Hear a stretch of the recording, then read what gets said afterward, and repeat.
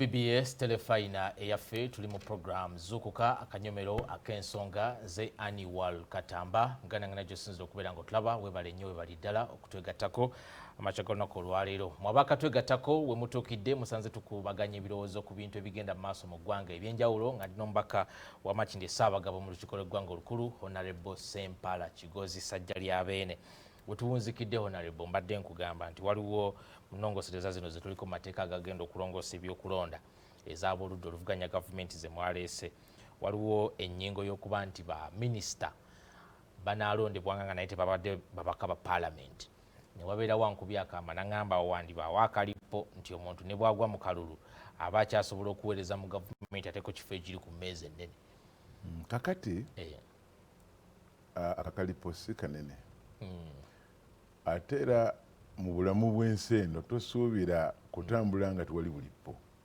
oba kutambula nga tofunye bisirikko ne bw'obeera ku kaweweevu era ekisirikko sipiidi yennyini eyinza okuleetera obuzibu so buli wamu wonna w'obeera ebizibu bibaawo naye nganze fe abeconomics tugamba nti okola cost benefit analysis costs ne benefits biriwo ebisinga kasa benefits zisinga then ng'otandika okutunulira ebizibu olabe ng'obikendeeza naye ekigambo kyo ababaka ba paalamenti obutabeera ba minisita nze Ssempala Kigozi Ssajja lya Beene kyempagira kubanga olwaleero olw'ensonga zaizi zino olwaleero tulina bamemba tulina paalamenti erimu abo ababaka 405 mu something nga 8 baminisita singa baminisita abo baddeyo nga si bamemba ba paalamenti paalamenti yandibaddemu ababaka 307 which is much better naye kati ofuna ababaka jjukira nti gavumenti ekolebwa amasiga 3 legislature that is the parliament executive olukiiko lw'abaminisita ne president ne judiciary kakati ono najja atula ku ssiga lino ate nalino nalyo alituulamu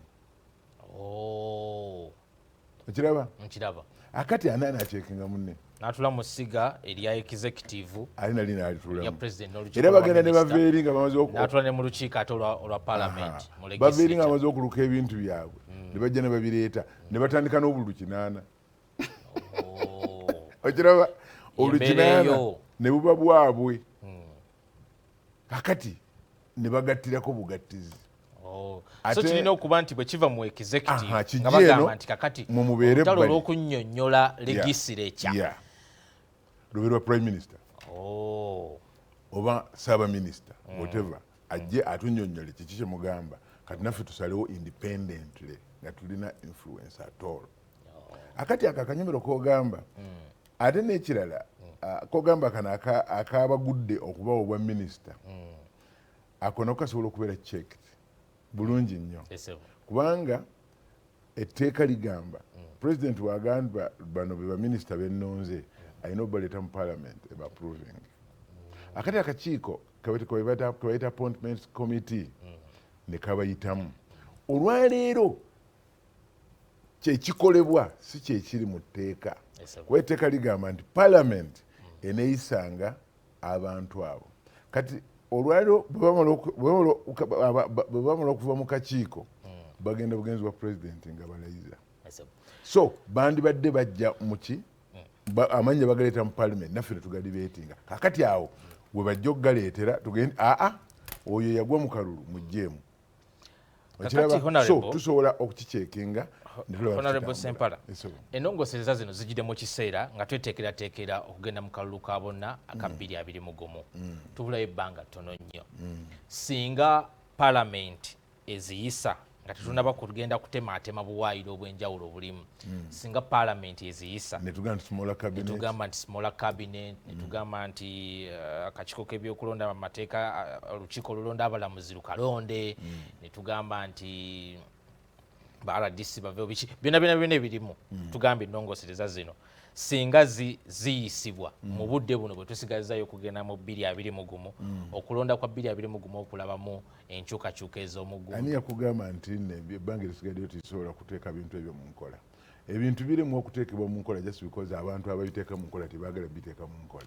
Naye kati kankubuuze, bwe tugamba nti akakiiko kati kalondebwe, kati nga nze bwe nkirowooza, kubanga akakiiko k'ebyokulonda kandibadde kalondebwa n'abalamuzi, kandibadde kalondebwa ebibiina ebigenda okwetaba mu kulonda, kubanga be bannannyini nsonga, be bannannyini kalulu. Mutututuula ne tugamba DP leeta ababaka bo, gundi ne tubakkaanyaako nti kati abo nti mwabo ani ssentebe nti gundi kati n'ayingira ng'amanyi nti bakama be baki aba independent ne mbalekawa abatalina abakumaakuma. Akati aba independent ekyo kiwayi bakyewaggula era mu multi-party system eno enkola gye nkugamba eba eyongera kunyweza multi-party. Ba independent tibanyweza multi-party. Olwaliro tuli mu parliament nga ba independent bali obanga 8 naye nga 7 BNRM balina oludda kwe beewunzikira. Kati lwaki tojjira ddala mu NRM? Era bwe balema mu NRM kati kikyo tunoonyaako. So nze siina mutawaana, nze mbadde ngamba nti ebibiina byo bikole ki? Kati naawe bw'owulira nti bijja kukunyigiriza va mu bya independent wenyige mu kibiina ekimu musooke musalewo. Kati akakiiko ako kati kyembadde okuddamu ekibuuzo kyo kizibu kyenyo ekiri awo. Era bwe tugamba nti smaller cabinet, gavumenti oluddako era londa smaller cabinet. Okubimplementinga si kizibu n'akatono, era ebbanga erisigaddeyo limala bulungi nnyo. Obuzibu obuliwo buli bumu nti kyendaba mu parliament bajja kulwisaawo process ey'okugayisa nga bakigenderedde kubanga ebisinga binyigabo.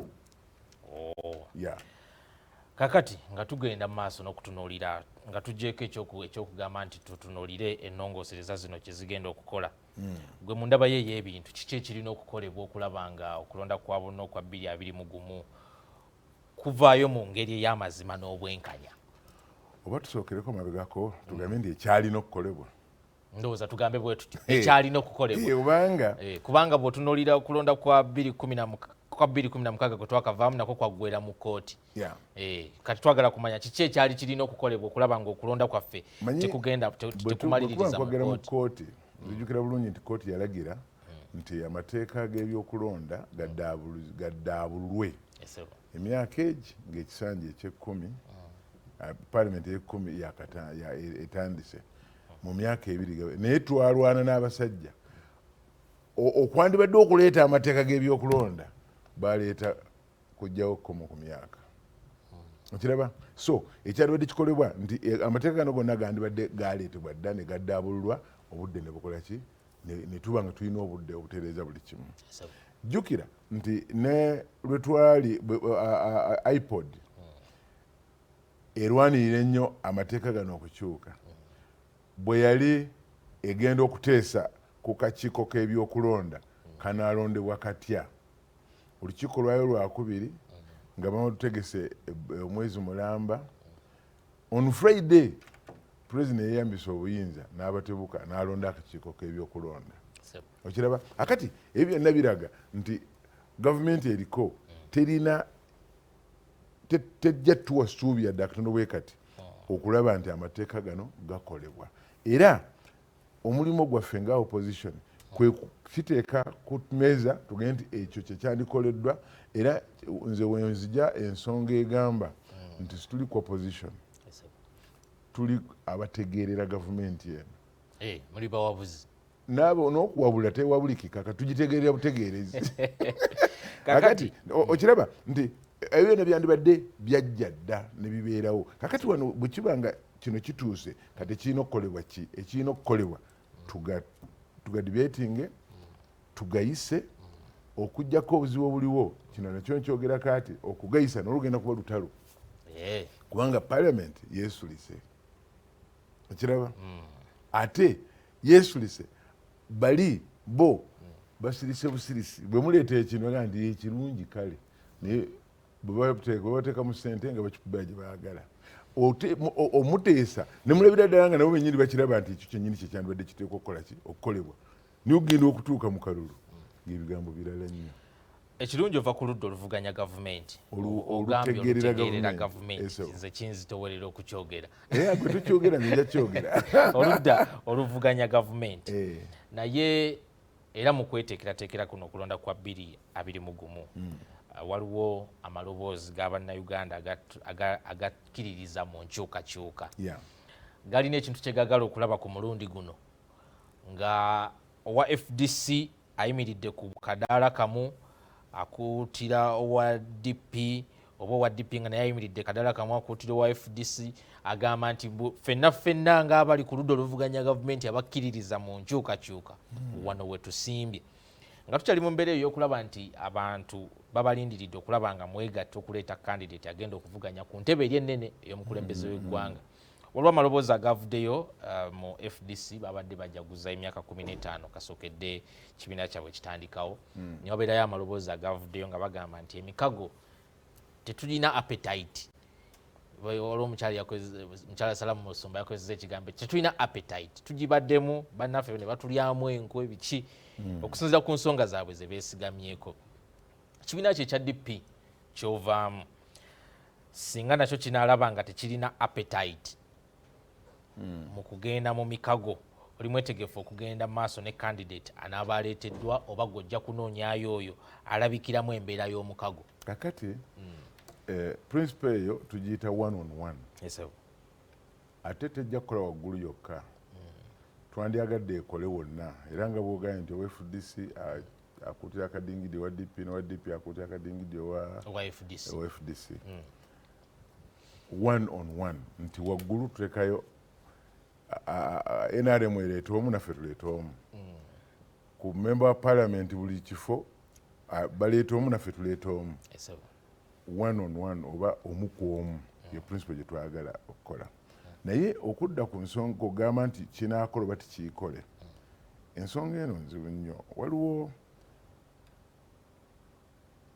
okutegeka ekyemisana oba ekijjulo namugamba nti waayo ekijjulo kino katukitegeke ne mufumba bulungi ne muleeta katungulu ne muleeta buli kimu ne mugamba nti kakati kyekyo kyennyini ne mutandika okufumba naye nga mummwe mu mufumbira mulimu ow'omutima omubi kiba kiri kumpi kujja mugenze okutegeka we mugenda okuliira n'ayiwamu kaamulali akati nakino bwe kiri ensonga eyo ebibiina byonna naddala Democratic Party twagala ekyo kye twagala one on one naye ensonga tejja kutereera kubanga bannaffe abamu be tuli nabo mu byobufuzi tebajagala era buli lwolaba nga bitabuse tolowooza nti ffe tubitabula ne waliwo omuntu abitabula waliwo omuntu ayiwamu kaamulali mugenda kukola mutya NRM teyinza kukkiriza nsonga eyo kubanga eyo ensonga yegikuba ate NRM ebayingiramu etya anti kati ejjukira nti naye eri muki kati era ekwata twabadde ewa Honorable Segona nga batongoza obukiiko obugenda okukola mu constituencies obwa people power ne bagamba nti omulimu gw'obukiiko obwo ogumu ku jjo kwe kulaba nti this principle of one on one ekola era anaava ku mugendo ajja twaŋŋanga naye nga amaloboozi gavaayo mu kumwemuumoonya eno nze ne banaakola batya sijja kuvaamu nze ne banaakola batya sijja kuvaamu ng'amaloboozi ago gali mu bakoordinata bennyini abatumibwa okutuukiriza kino kye muliko kakati bakoze coordination team naye n'abaagala okwesimbawo baabaddewo akati bagandi kati ng'egindi waliyo bano tuteekwa okuggyako omu egindi waliyo bano tuteekwa okuggyako omu amaze baganzi ne banaakola batya sijja kuvaamu akati nze ne ngamba abantu bange nti abagamba bwe batyo munootinge tukyanoonyereza naye ojja kusanga nga nabo bennyini tebalina nsonga ndala okuggyako okuraisinga siteeke zaabwe basobole okufuna akasente akangi.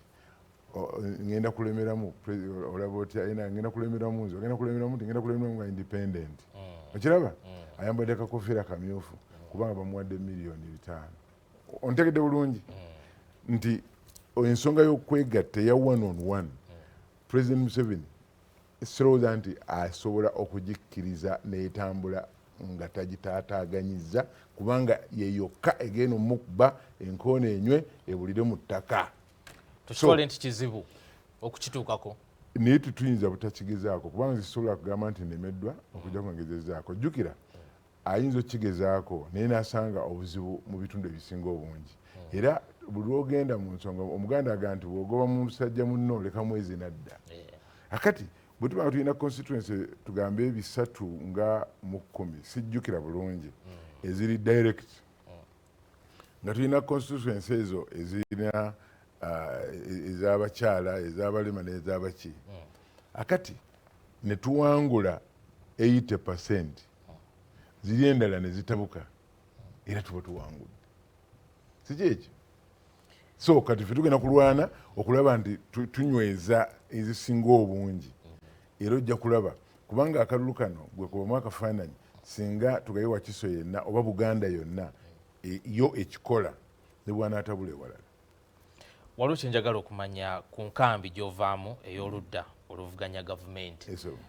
Bw'otunuulira entambula bannabyabufuzi gye babadde batambulamu emabega kaawo waliwo ekisinde kya people power ntera okulaba nga naawe otambula nakyo naye njagala kumanya otambula nakyo nga DP okkiriziganya nayo oba otambula nakyo nga sajja lyabeena. Anti kakati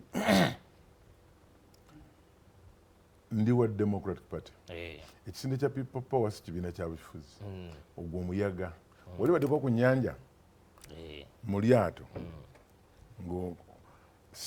abavubi omuyaga bwe gujja taguwakanya bwaguwakanya eryato lijja kwevulungula ligwemu akiiba likiibe n'agenda n'omuyaga naye nga amanyi nti kati mu kifo ky'okulandinga wano kati ngenda kuyita erirenja kulandinga agenda akiiba kati y'ensonga eyo. So ndi wa Democratic Party naye ekyomukisa omulungi njagala okyogera no very clearly nti nze endowooza yange egamba nti aba people power batono abavunaava mu movement okujja ewaffe era bana bazze bayinza okujja nga bambega kubanga toyinza kubanga okyali wa movement ng'oyagala movement government esigale ng'etambula era nga n'eri gy'oli tuwaliyo kakisa kakukyusa mukulembeze owulira n'ogamba nti ate kati oyagala people power ate nga people power oyagala kukyusa oli onfuna.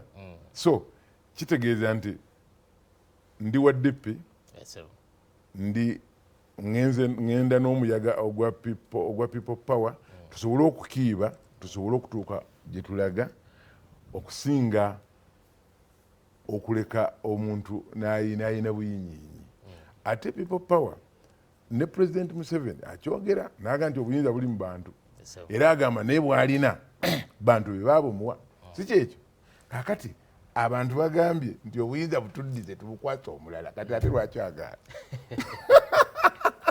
ate nekuba bukwasa kirabika ndoza bamumanyi.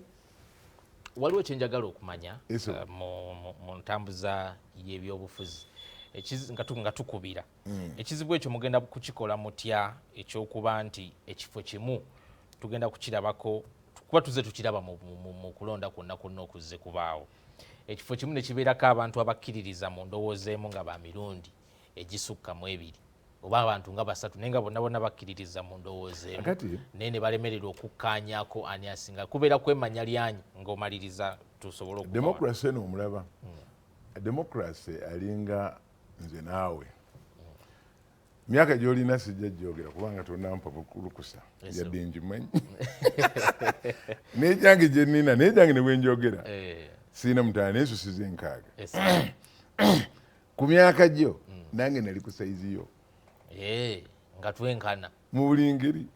Kaakati ne demokrasi bw'atyo Kenya bino byonna bitulimu byaliyo wabuli agenda begatta bibuuze Dr. Kazibwe ajja bikunyonnyola bulungi nnyo yonna. Now ffe omulimu gwe tulina okukola kwe kukola kye twandibadde tuteekwa okukola nga tukikola kati tugende tinga next election abantu bajja gamba abasajja baatugamba kati tukikole. Over time democracy will sort itself out ebintu bitambule. Ne kati ekyo kyogamba nti olwokuba onajja kujja ate nga nkubulidde n'ekijja omuleeta bali bagendo kitabula si ffe abali eno akati gwe ffe tujja kikola abantu bajja kutuuka ekiseera bagenda abasajja kyebali bagamba kituufu twetereeze tugende omu ku omu bw'aliba akyaliwo kale sibula batulaba neyanza basobole banyabo nesimbalaba nina message bbiri zokka. Ekisooka njagala okubaagaliza okumalako omwaka obulungi, njagala okubaagaliza Christmas ennungi, njagala okubaagaliza okuyingira omwaka omulungi. Naye abasaabagabo Makindi nga n'aba BBS ne CBS onambayise mbaagala nga lumu ngenda kuba buli awo tunaabeera tuyinza okubeera ewaka ewange oba tuyinza okubeera ku Eden College oba awantu waliwo n'abantegese okusinziira ku bungi bw'abantu bensuubira tuyingire omwaka nga lumu nga ffenna tuli wange nga tuli ku Muggundu. Kale tunaasanyuka toyanza nnyo toyanze omulungi atulaba ku BBS telefayina eyaffe program Zukuka. Nina n'omwoleso ogwa CBS Pewosa gugenda kubeera mu January after 15th nga ngenda ku omwoleso ogwo gwagala kutegeka tusobole okusunsula abantu nga 68 abanakiikirira Ssaabagabo Makindi omwoleso gwa Pewosa ogubeere wankulu ku buli mwaka. Ensonga eyo nkulu toyanza nnyo toyanzege muganda nge gwatulaba ku BBS telefayina eyaffe program Zukuka tetugenda kusukkawo wano ze Annual Katamba akadde keeko oluganda zaabu ye program eddako mbagaliza ekiseera ekirungi ayi Katonda kuuma kabaka waffe.